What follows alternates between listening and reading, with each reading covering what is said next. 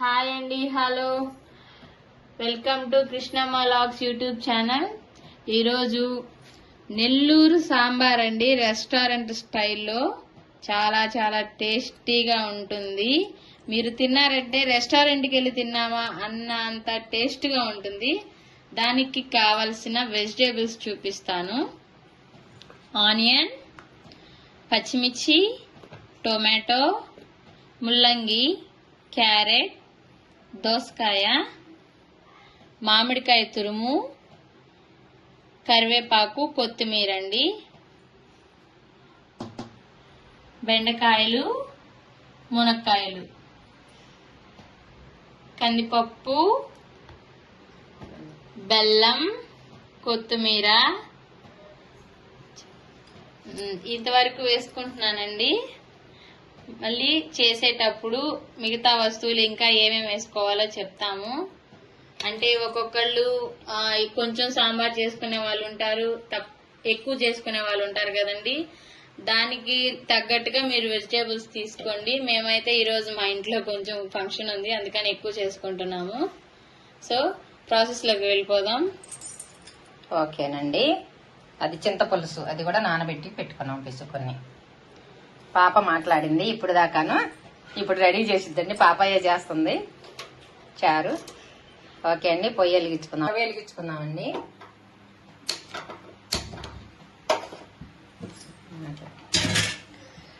చెప్పాను కదండి, ఈరోజు మా ఇంట్లో కొంచెం ఫంక్షన్ ఉందని, కొంచెం చుట్టాలు వస్తున్నారు, అందుకనే పెద్ద గిన్నె పెట్టుకున్నాను. ఇప్పుడు పోపు కోసం గిన్నె హీట్ అవ్వనిచ్చి తగినంత ఆయిల్ పోసుకుంటున్నాను.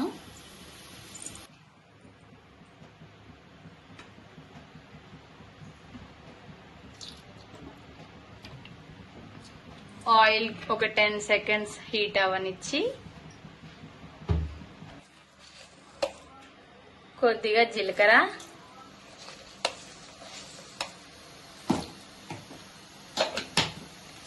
ఆవాలు, కొంచెం ఆవాలు మెంతులు ఎక్కువ పడతాయండి ఈ సాంబార్కి. చూడండి, కొంచెం మెంతులు, ఎక్కువ సాంబార్ అయినా ఇవే వేస్తున్నాను మెంతుల్ని. మీరు కొంచెం సాంబార్ అయితే తక్కువ వేసుకోండి, ఎంత ఒక 1/2 టీ స్పూన్ వేసుకోండి.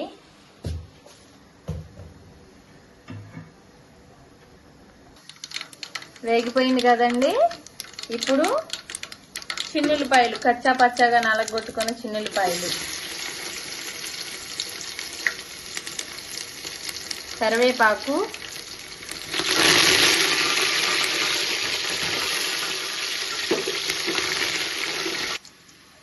ఇవ్వండి.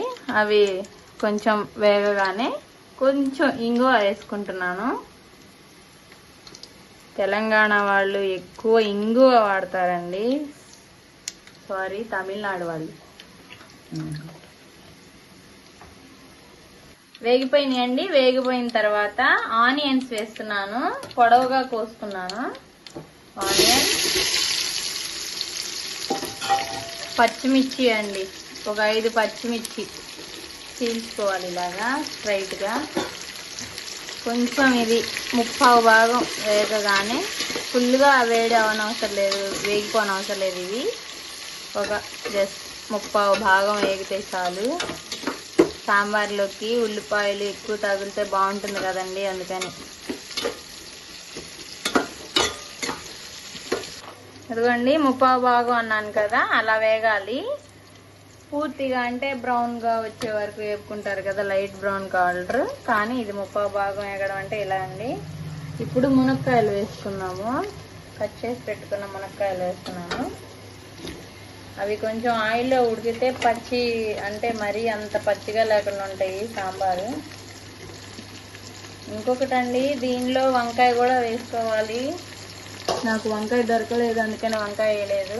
వంకాయలు రౌండ్ పీసెస్గా కట్ చేసుకుని వేసుకోవాలి. ఒకసారి ఇలా కలుపుకొని ఒక 5 మినిట్స్ మూత పెట్టుకొని సన్న మంట మీద ఉడకనిచ్చుకోవాలి నూనెలోనే మునక్కాయల్ని.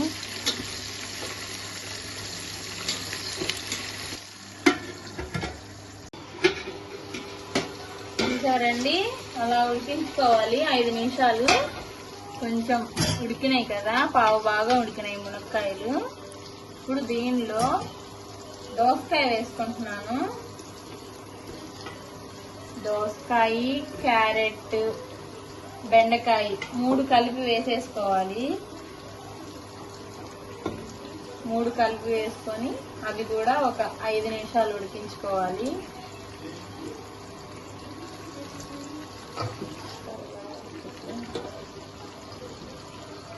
బెండకాయలు వేసేసాను కదా, టమాటాస్ కూడా వేసేస్తున్నానండి. అన్నీ ఒకసారి కలుపుకొని ఒక 5 నిమిషాలు ఉడికించుకున్నాము మూత పెట్టుకొని. ఇందాక వంకాయలు లేవని చెప్పాను కదండి, ఆ వంకాయలు ఒకవేళ మీరు వేసుకోవాలనుకుంటే వంకాయల్ని ఇట్లా వెజిటేబుల్తో పాటు వేసుకోకూడదండి. అవి అంతా అయిపోయి మనం చింతపండు రసం పోసుకుంటాం కదా, అప్పుడు వంకాయలు వేసుకోవాలి. లేదంటే అవి మెత్తగా ఓపెన్ అయిపోతాయి సాంబార్లో. దీనిలో మామిడికాయ తురిమి వేసుకుంటున్నాము. ముక్కలుగా కూడా వేసుకుంటారు చాలా మంది.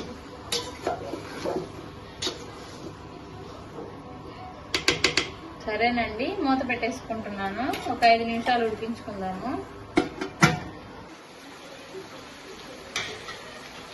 ఇప్పుడు ఈ ముల్లంగి కూడా ఉడకబెట్టుకున్న ముల్లంగి ఉన్నాయి కదండి, దీన్ని పసుపు ఉప్పు వేసి మనం గోరుచిక్కుళ్ళు వేపుడు చేసుకుంటాం కదా, వాటిని ఉడకబెట్టుకుంటాం కదా ఉప్పు పసుపు వేసి నీళ్ళలో, అలాగా ఉడికించాను. ఇవి కూడా వేసేస్తున్నాను వెజిటేబుల్స్ తో పాటు. అవి ఒకటి మాత్రం ఏరే ఉడకబెట్టిందండి, మొత్తం పాపాయి. ఇవన్నీ మామూలుగా వేసేసింది, అవి వేరేగా ఉడకబెట్టేసింది. లేకపోతే బాగా వంట, అందుకని ఉడకబెట్టేసింది అలాగా. ఓకే అండి, ఇందులో ఉప్పు పసుపు వేసుకొని మగ్గించుకుందాము. ఇదిగోండి ఉప్పు వేస్తున్నాను, పెద్ద ఉప్పు ఉంటుంది కదా అది వేస్తున్నాను. కల్లుప్పు వాళ్ళు వేసేస్తుంది, పసుపు పడేసి ఇప్పుడు పసుపు వేసేస్తాను. పసుపు ఎక్కువ వాడతానండి, పసుపు వేస్తున్నాను. చిన్న స్పూన్తో స్పూన్నర వేసాను. అంతేనండి. ఇప్పుడు వీటిని బాగా కలుపుకోవాలి. కలుపుకోవడం అంటే గెంటితో కలుపుకోవద్దండి. ఇలా గిన్నె పెట్టుకున్నాం కదా మనం, ఈ గిన్నెని ఇలా పట్టుకొని ఇలా ఎగరేయాలి చిన్నగా. అప్పుడు బాగా ఇలా కలిసిపోతాయి అన్నమాట. లేదనుకోండి గెంటతో తిప్పితే అన్ని ముక్కలన్నీ నలిగిపోతాయి, సాంబార్లో ముక్కలు ఉంటాయి. ఓకే అండి, ఇప్పుడు మూత పెట్టేసుకుంటున్నాను. ఓకే అండి, చూసారు కదా ఇలా ఉడికిపోయినవి అన్ని. ఆల్మోస్ట్ 30 భాగం ఉడికిపోయాయి. ఇదిగోండి ఇలా ఉడికితే చాలు. ఇప్పుడు దీనిలో తురుము పెట్టుకున్న మామిడికాయ కూడా వేసేద్దామండి.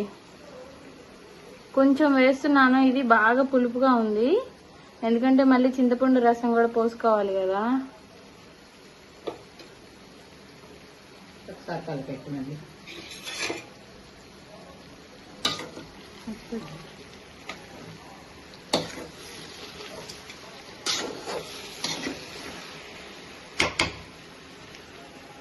ఓకేనండి, మగ్గిపోయినాయి కదా.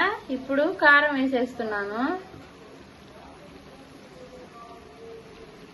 కొలత ఏం చెప్పట్లేదండి దీనికి.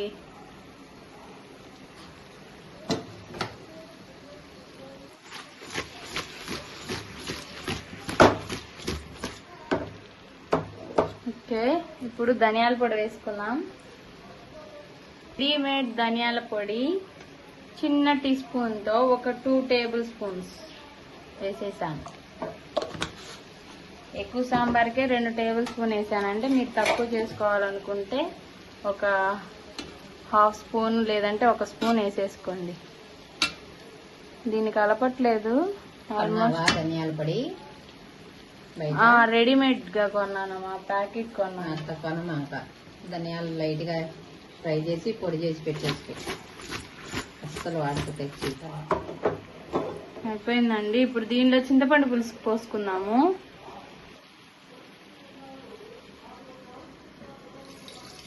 చింతపండు పులుసు పోసేస్తున్నానండి. నేను ముందే ఇలా అంతా రసం తీసి పెట్టుకున్నాము. చింతపండు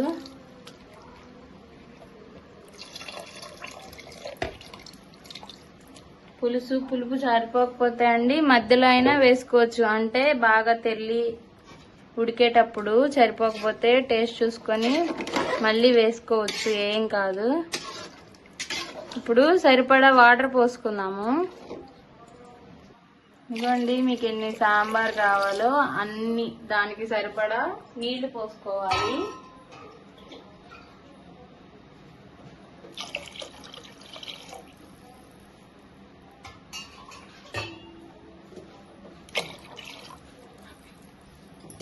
ఓకే అండి, ఇప్పుడు కలబెట్టుదాం ఒకసారి. వాటర్ అంతా పోసింది కదా, అవి కలబెట్టేసుకుందాం. మూత పెట్టేసేయక.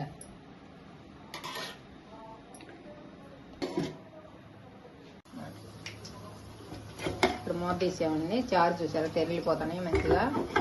ఇప్పుడు దీనిలో పప్పు పోసుకోవాలి తెరిలేటప్పుడు. ఆహా, సూపర్ స్మెల్ వస్తున్నాయండి. పప్పు పోసేస్తున్నాను. అది కొంచెం పలసగానే ఉండాలండి. పప్పు కూడా పలసగా చేసి పెట్టింది రూపాయి. అలా ఉంటేనే కలిసిపోతుంది, గడ్డలుగా ఉంటుంది. లేకపోతే ఇక మరగాలండి కాసేపు దాకా.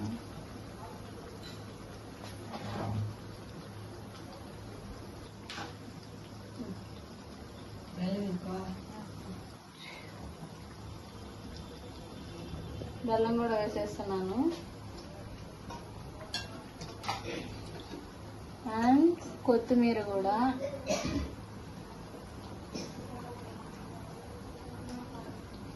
ఒకసారి కలుపుకొని ఉప్పు ఇప్పుడు చూసుకోండి. టేస్ట్ బాగా సరిపోయిందా, పులుపు ఉప్పు కారం అన్నీ సరిపోయినా లేదు చూసుకొని ఇప్పుడు వేసుకోవచ్చండి. ఈ టైంలో వేసేసుకొని బాగా పొంగేలాగా కాగనించుకోవాలి.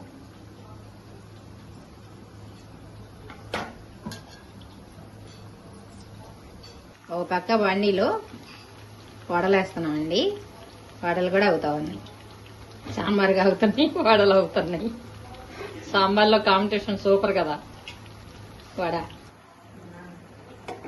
ఇప్పుడు కొంచెం కొబ్బరి పొడి వేస్తున్నాండి. ఇంకొంచెం రెస్టారెంట్ స్టైల్ అన్నారు కదా, అలా రావటానికి ఎండు కొబ్బరి పొడి. అందరూ సాంబార్లో సాంబార్ పొడి వేస్తారు కదా, చేసుకున్నది ఇది పొడి ఇంట్లో తయారు చేసి పెట్టుకున్నాను. అందరూ సాంబార్లో సాంబార్ పొడి వేస్తారు కదా, నేను సాంబార్ పొడి లేకుండానే రెస్టారెంట్ స్టైల్లో సాంబార్ చూపించాను. ఒక్కసారి మీరు కూడా ట్రై చేసి ఎలా ఉందో కామెంట్ సెక్షన్ లో పెట్టండి.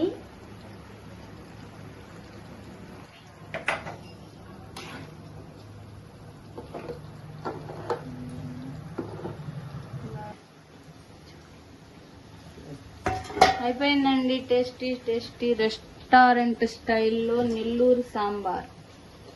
ఓకేనా, ఇప్పుడు పైన కొంచెం కొత్తిమీర జల్లేసుకొని దింపేసుకోవడమే. అయిపోయినాయి సాంబార్ కూడా. తాలింపు ఫస్ట్ లో వేసేసింది కదండి, ఇప్పుడు అవసరం లేదంట. అయిపోయింది, ఇంకేంటేనండి సాంబారు. ఓకే, పొయ్యి ఆఫ్ చేసుకున్నాము. రెడీ సాంబార్. ఇది నెల్లూరు స్టైల్ సాంబార్. మీరు కూడా ఒకసారి ట్రై చేయండి. ఇలా టేస్టీగా మీరు కూడా సాంబార్ పొడితో పని లేకుండా నెల్లూరు స్టైల్లో రెస్టారెంట్ మోడల్గా సాంబార్ చేసుకొని ఎలా ఉందో కామెంట్ సెక్షన్లో చెప్పండి.